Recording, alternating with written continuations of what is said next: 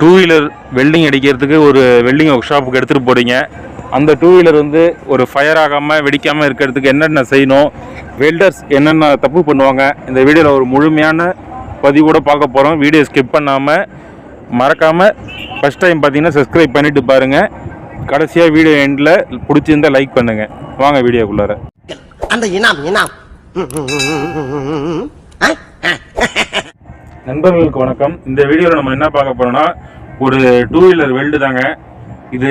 இந்த two wheeler இல்லாமல், இந்த வீடியோவில் பார்க்குற டூ வீலர் இல்லாமல், இப்போ உங்கள் வீட்லேயே ஒரு டூ வீலர் இருக்குது, அதில் ஸ்டாண்டு உடையுது, புட்ரெஸ்ட் உடையுதுன்னா, ஒரு வெல்டிங் ஒர்க் ஷாப்பு நீங்கள் ஃபஸ்ட் டைம் எடுத்துகிட்டு போகிறீங்கனாலும் சரி, இல்லை இந்த வீடியோ பார்த்துட்டு எடுத்துகிட்டு போனீங்கனாலும் சரி, என்னென்ன விஷயம் கவனிக்கணுமோ அந்த விஷயத்த இந்த வீடியோ பதிவில் நான் சொல்கிறேன்.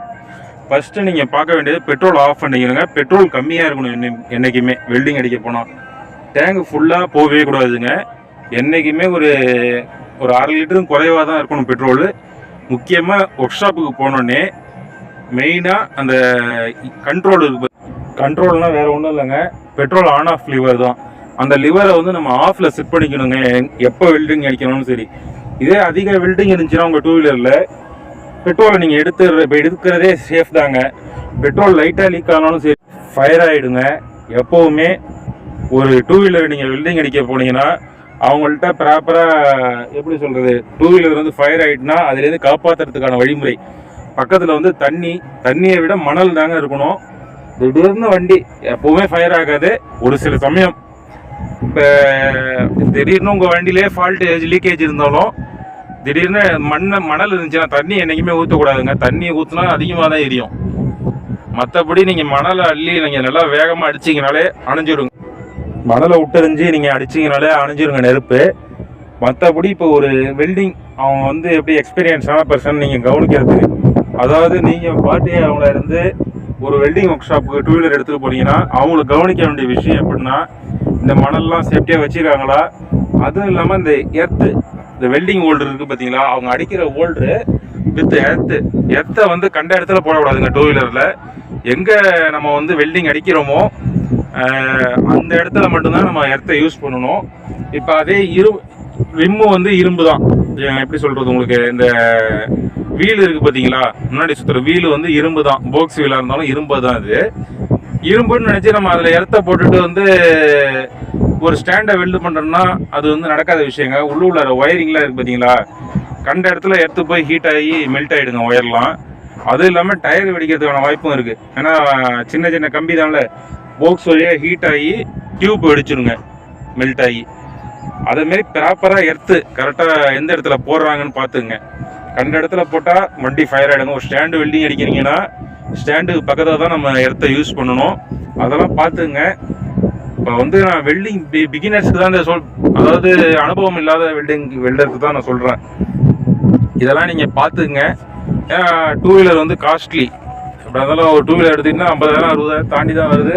புதுசுலாம் 1 லட்ச ரூபா வருது நல்ல டூ வீலர் வாங்க போனோம்னா. அதனால் ஒரு வெல்டிங் ஒர்க் ஷாப் எடுத்துகிட்டு போனீங்கன்னா மெயின்டெனாக இதெல்லாம் பாருங்கள். இதெல்லாம் பார்க்காம போய் வெல்டிங் அடித்து டூ வீலர் ஃபால்ட் ஆகி செலவு அதிகமாக வச்சுருங்க. நிறைய நண்பர்கள் வந்து வெல்டிங் பண்ணுற நண்பர்களும் இந்த வீடியோ பதிவு பார்ப்பீங்க. வெல்டிங் அனுபவம் உள்ளவர்களாம் இந்த பதிவு இல்லைங்க. ஒரு அரையும் குறையுமா, அதாவது எப்படி சொல்கிறது, நம்மளை நம்பி வர பார்ட்டியாளர்களுக்கு நல்ல விதமாக பண்ணி தரணும். ஒரு வெல்டிங் வேலையாக இருந்தாலும் அந்த வெல்டிங் நம்ம சரியாந்திர முறையில் அடிக்காமல் டூ வீலரை ஃபால்ட்டு பண்ணுறதுனால நம்ம ஏதாச்சும் ஒரு சாக்கு சொல்லி தப்பிச்சிக்கலாம். ஏன்னா அவங்களுக்காக போகிற செலவு பார்த்தீங்கன்னா அதிகம். அதனால் இந்த வீடியோ வந்து அவங்களுக்கு ஒரு விழிப்புணர்வாகவும், இப்போ ஒரு வெல்டிங் பிகினர்ஸாக இந்த பார்த்துருந்தீங்கனாலும் தெரியும், இந்த எர்த்தை வந்து ப்ராப்பராக வந்து மெயின்டெனாக வந்து ஒரு ஸ்டாண்டில் வெல்டிங்னா ஸ்டாண்டுக்கு பக்கத்துலேயே தான் கொடுக்கணும். இப்போ நம்ம புட்ரெஸ்ட் வெல்டிங் அடிக்கணும்னா அது பக்கத்துலேயே பைப்பில் கொடுத்தா மட்டும்தான் எர்த்து கரெக்டாக இருக்கும்.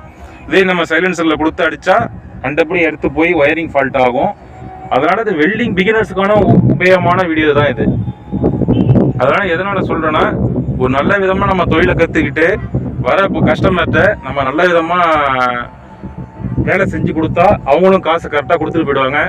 அதுவும் இல்லாமல் நம்ம மேலே தப்பு பண்ணுற மாரி வச்சுக்க கூடாதுங்க. என்றைக்குமே ப்ராப்பராக நீங்களும் கஸ்டமராக இருந்தாலும் நாங்கள் கஸ்டமருக்கு ஒன்று சொல்ல விரும்புகிறது என்னென்னா, வண்டியில் பெட்ரோல் அதிகமாக வச்சுட்டு வெல்டிங் அடிக்க என்றைக்குமே தயவு செய்து போகாதீங்க. ஏன்னா பெட்ரோல் டேங்க், அதாவது ஸ்கூட்டிலலாம் பழைய ஸ்கூட்டி டிவிஎஸ் ஸ்டெப்பு பார்த்தீங்கன்னா அதிகமாக பெட்ரோல் டேங்கு இது பார்த்தீங்களா, அந்த மூடி இருக்குது பார்த்தீங்களா, ஓப்பன் பண்ணுறது பெட்ரோல் பிடிப்போம்ல, அந்த மூடி வழியாகவே கசியுதுங்க. அதனால் ப்ராப்பராக செக் பண்ணிக்கிங்க. ஒரு வெல்டிங் அடிக்கிறதுக்கு முன்னாடி இப்போ ரைட்டாக சாட்சி போட்டு வெல்டிங் அடிக்கிறீங்கன்னா பாருங்கள், சுற்றி முற்றியும் பாருங்கள், கீழே குனிஞ்சு பாருங்கள் பெட்ரோல் லீக்கேஜ் இருக்கா என்னன்னு.